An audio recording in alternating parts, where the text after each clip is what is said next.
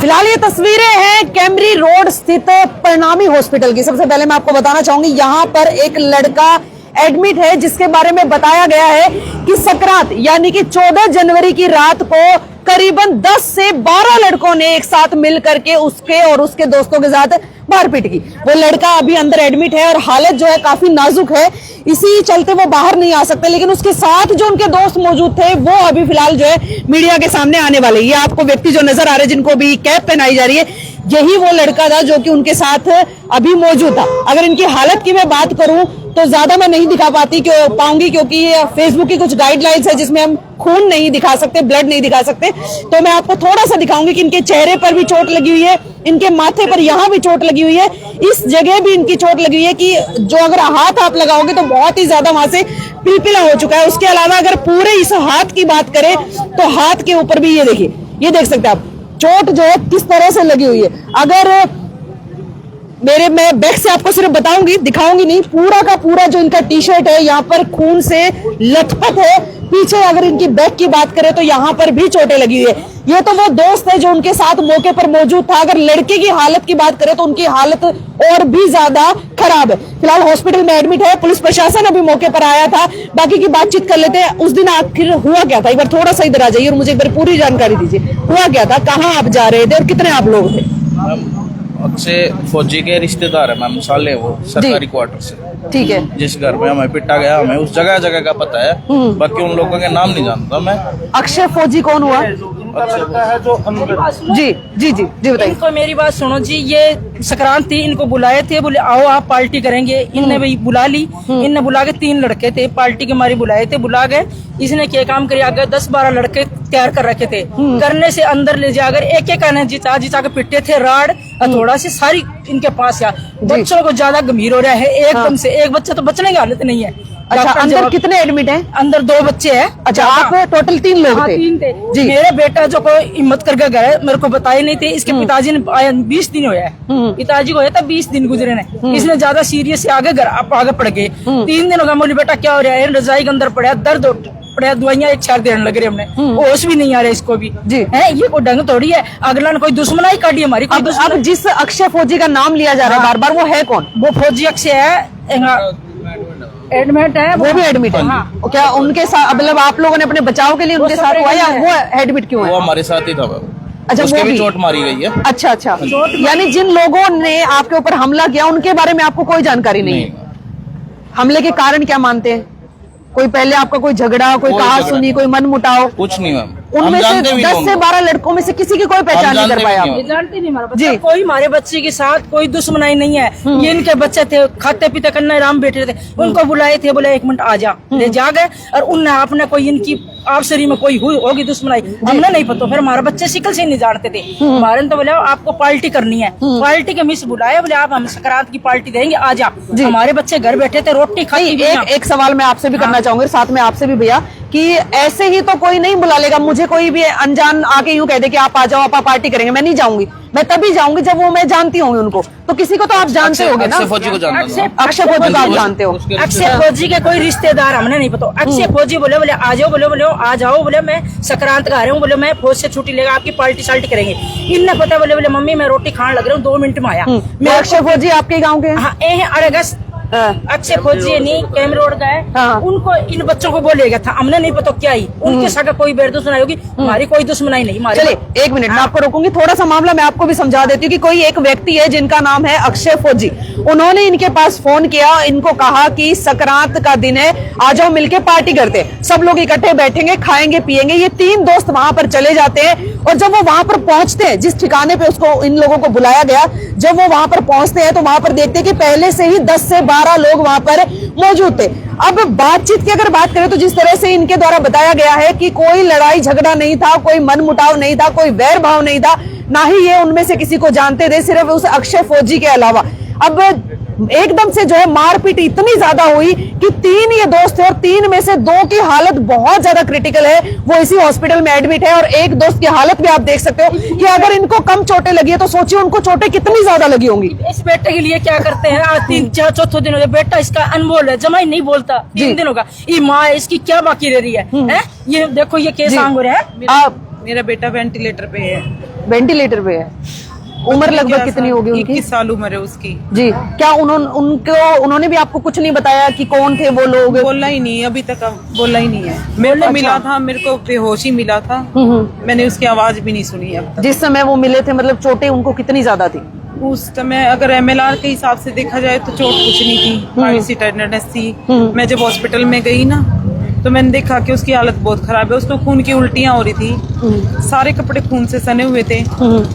Civil hospital वालों ने उसके कपड़े निकाल रखे थे, ऊपर कोट था और जो शर्ट थी वो पहन रखा था बस उसने, वो भी फटा हुआ था, खरोचे आ रही थी, गले पे खरोचे थी, बहुत सारी चोट थी, मतलब टाके वगैरह सब लगा दिए थे उन्होंने जिस टाइम मैं गई, लेकिन वो बोलने की हालत में नहीं था। अभी डॉक्टर क्या कह रहे हैं? डॉक्टर बस कह रहे हैं कि 30% कोई तो नहीं, ठीक आपके है, 70% वो कुछ कह नहीं सकते, मतलब बेंट पे है, रिब्स टूटी हुई है, इंटरनल इंजरी है बहुत सारी, तो अंदर ब्लीडिंग हो रही है, अंदर से ब्लीडिंग हो रही है। बहुत ब्लीडिंग हो रही है, एक पैर बचा हुआ है, बाकी सारी हड्डियां टूटी पड़ी है। बस कोई नहीं, हिम्मत मतलब रखिए, हिम्मत बस। रखे, कुछ को तो हिम्मत रख।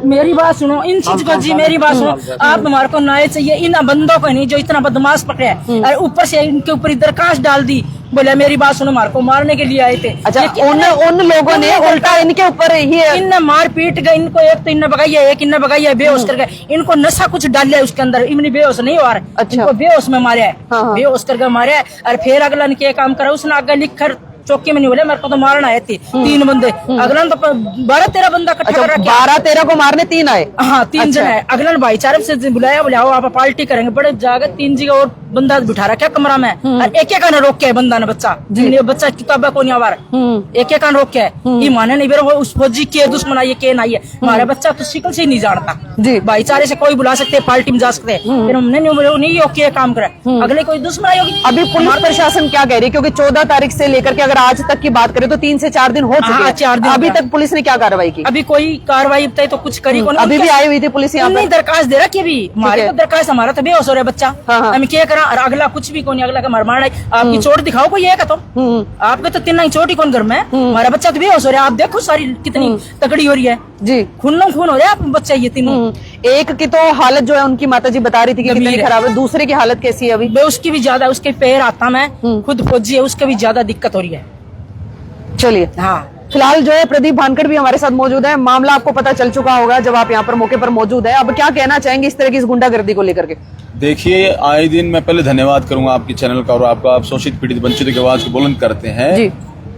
हिसार का जो प्रशासन शासन है वो मूक बन के बैठा हुआ है। आए दिन हिसार के अंदर कोई ना कोई घटना घटती है, कोई मर्डर होता है, चाहे वो कैंप में लगाओ, चाहे भारत नगर में लगाओ, चाहे कैमरी में लगाओ, चाहे कहीं लगाओ, आए दिन कोई ना कोई घटना ऐसी घटती है। हिसार SP यहाँ पे चालान काटने में व्यस्त है, और यहाँ का जो SHO है या फिर DSP है वो और घटनाओं में इतना इन्वॉल्वमेंट नहीं है, जबकि गरीब इंसान यहाँ पे बार बार चक्कर काटता है और उनसे कहता है कि हमारी सुन लो, और गरीब इंसान की सुनी नहीं जाती।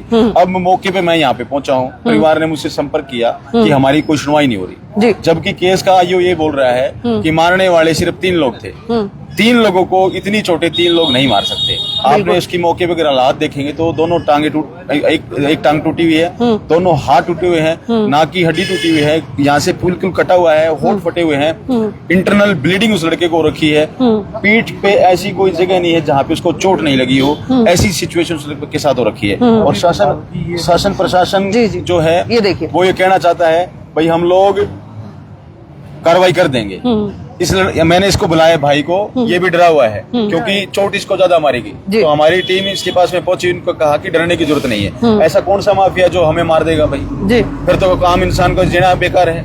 आप पत्रकार हैं, आप गरीबों की, पीड़ित महिलाओं की, वंचित शोषितों की आवाज को बुलंद करते हैं, तो आप रोड पे चलोगे तो आप भी सेफ नहीं है, मैं रोड पे चलूंगा तो मैं भी सेफ नहीं हूँ। इसका मतलब तो फिर वो गुंडागर्दी रही, हिसार के अंदर तो फिर वो दरिंदे ही रहे जो पीटने वाले हैं, मारने वाले हैं। इसलिए हमारा शासन प्रशासन से कहना है सीधे तौर पे कि आप अपना रवैया ठीक कर ले, नहीं तो फिर ये बहुजन समाज के लोग हैं, शासन प्रशासन को छठी का दूध याद दिला देंगे, पीछे नहीं हटेंगे। दूसरा सिविल हॉस्पिटल की आपको नेग्लिजेंसी बताता हूँ मैं। सिविल हॉस्पिटल ने सारी की सारी चोटें, सिंपल चोटें दिखा दी, ना फ्रैक्चर दिखाया, ना कोई गहरी चोटें दिखाई, जबकि सिचुएशन इतनी खतरनाक थी कि इनको बहुत बुरी चोटें लगी हुई हैं। जब परिवार इसको यहाँ पे लेके आया तब यहाँ पे अक्सर में इनको चोटें दिखाई गई हैं। सपना गहलोत वहाँ की जो सीएमओ है, मेरा उनको सीधे शब्दों में कहना है, मैं पिछली सीएमओ को दरवाजे के अंदर बंद कर दिया था, मैंने ताला मार दिया था और मैं वही प्रदीप बानखड़ हूँ। अगर मैं अपनी पे आ गया तो दोबारा ताला मारना जानता हूँ मैं। ये मजाक नहीं बना रखा है, ये तो मामला मेरे पास तक पहुंच गया जब जाके उठ गया, नहीं तो आप उसको दबा देते। बिल्कुल आपके सिविल हॉस्पिटल में चल क्या रहा है, ये बदमाशी थोड़ी चलेगी, वहां के डॉक्टर कर क्या रहे हैं। जनता टैक्स देती है, टैक्स देने के बाद में आपके घरों में सैलरी जाती है, आपके बच्चे पढ़ते हैं, हम लोग टैक्स पेयर हैं। जब हम टैक्स नहीं देंगे तो हमारे बच्चे नहीं पढ़ेंगे। इसलिए आपको ईमानदारी से अपनी श्रद्धा से काम करना चाहिए।